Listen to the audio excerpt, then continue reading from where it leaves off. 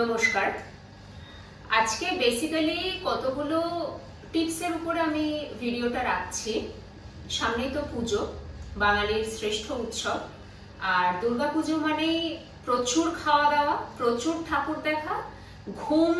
Basically এই কদিন হয়তো সেই রকম নিয়ম মেপে হয় না, কারণ এই কদিন আমরা নিয়মের বাইরেই চলে যাই, প্রত্যেকটা মানুষ নিয়মের বাইরে চলে যায়, এবং সেক্ষেত্রে খাওয়া দাওয়া, ঠিকঠাক মতন ঘুম না হওয়া, এইসবের কারণে কিন্তু মোরলেস প্রত্যেকেই একটা ইনডাইজেশন বা অ্যাসিডিটি এই সমস্যায় ভুগতে পারেন।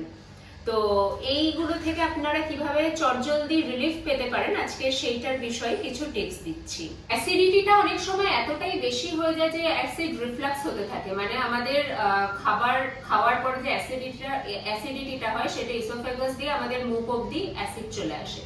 তো সেক্ষেত্রে সেই কন্ডিশনটাকে সুথ করার জন্য আমরা কি করতে পারি, আমরা জিঞ্জার ওয়াটার খেতে পারি, মানে কয়েকটা স্লাইস জিঞ্জার বা আদার টুকরো জলের মধ্যে নিয়ে আমরা ফুটিয়ে সেই জলটা স্ট্রেইন করে নিয়ে একটা নর্মাল টেম্পারেচারে বা লিউকওয়ার্ম টেম্পারেচারে রেখে কিন্তু আমরা সেটা খেতে পারি। সেটা কিন্তু খুব ভালো ডাইজেশনে কাজ হয় এবং যে অ্যাসিড রিফ্লাক্সটা হয় সেটা কিন্তু খুব তাড়াতাড়ি কেটে যায়। আবার আমরা এক্ষেত্রে কিন্তু ডাবের জলও খেতে পারি।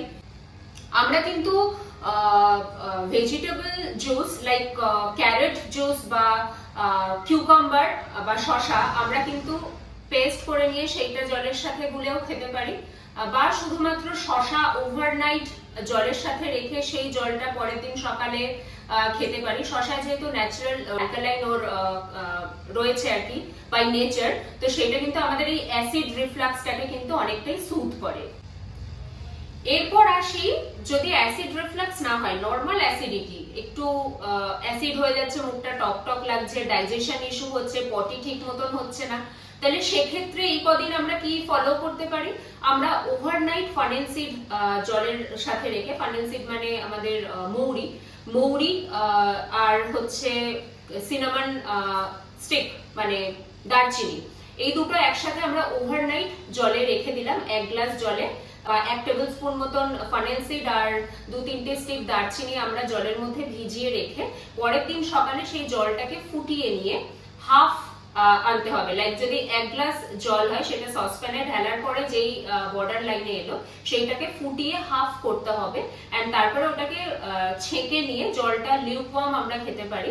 চায়ের মতন অতটাও গরম আমরা খাবো না, লিউকওয়ার্ম রেখে যেটা আমরা ঢকঢক করে যেতে গিলে খেয়ে নিতে পারি, সেই রকম ভাবে জলটাকে আমরা খেলে আমাদের কিন্তু এটা অ্যাসিডিটি যেটা নর্মাল বা ডাইজেশন ইস্যু হচ্ছে, একটা ঢেকুর উঠছে বারবার করে, সেইটাকে কিন্তু আমরা খুব ইজিলি রিমুভ করতে পারি।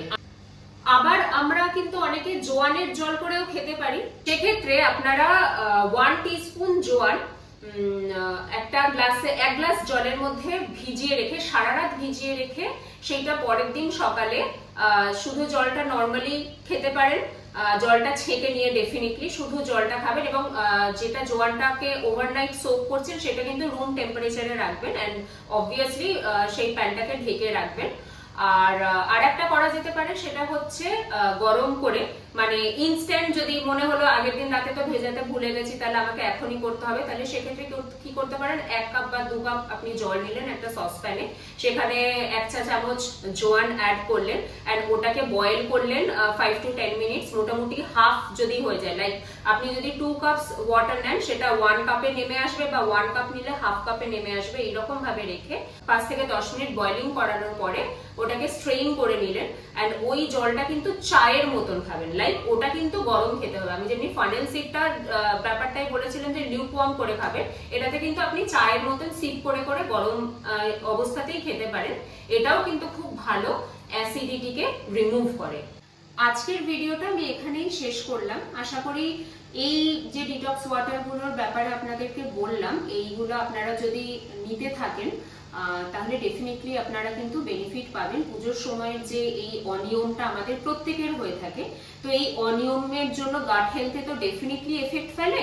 তো যেহেতু হঠাৎ একটা সিস্টেম চেঞ্জ হয়ে যায় কিছুদিনের জন্য, সেইটার থেকে কিন্তু আমরা ভীষণভাবে এইটার থেকে বেনিফিট পেতে পারি। পাশাপাশি কিন্তু শুধু এগুলো খেলে, এই জলগুলো খেলেই হবে না, পাশাপাশি নর্মালি যেটা বলা হয় যে আইডিয়ালি 3 থেকে 4 লিটার এভরিডে জল খাওয়া, সেটা একটা প্রাপ্তবয়স্ক মেলের জন্য 4 লিটার মতন অলমোস্ট, অ্যান্ড একটা অ্যাভারেজ মেয়েদের জন্য, ফিমেলদের জন্য 3 লিটার অ্যাভারেজ একটা মানে ধরা হয়। তো আপনারা কিন্তু সেইগুলো ডেফিনেটলি ওইটার পাশাপাশি এই জলটাকেও খেতে হবে। অ্যান্ড সুস্থ থাকুন, ভালো থাকুন, পুজোতে প্রচন্ড পরিমাণে ঘুরুন, খাওয়া দাওয়া করুন নির্দ্বিধায়, কারণ বছরে একবারই আসে। আর আমার চ্যানেলটা সাবস্ক্রাইব করুন, কারণ আমার চ্যানেলে কিন্তু হেলথ রিলেটেড ইস্যু নিয়ে বিভিন্ন ধরনের যোগা অ্যান্ড এইরকম ছোটখাটো টিপস কিন্তু আমি দিতে থাকি। তো আশা করি বেনিফিটই হবেন। আমার পাশে থাকুন, লাইক করুন, শেয়ার করুন আমার চ্যানেলের ভিডিওগুলো আপনাদের ফ্রেন্ডস অ্যান্ড ফ্যামিলিজের সাথে। নমস্কার।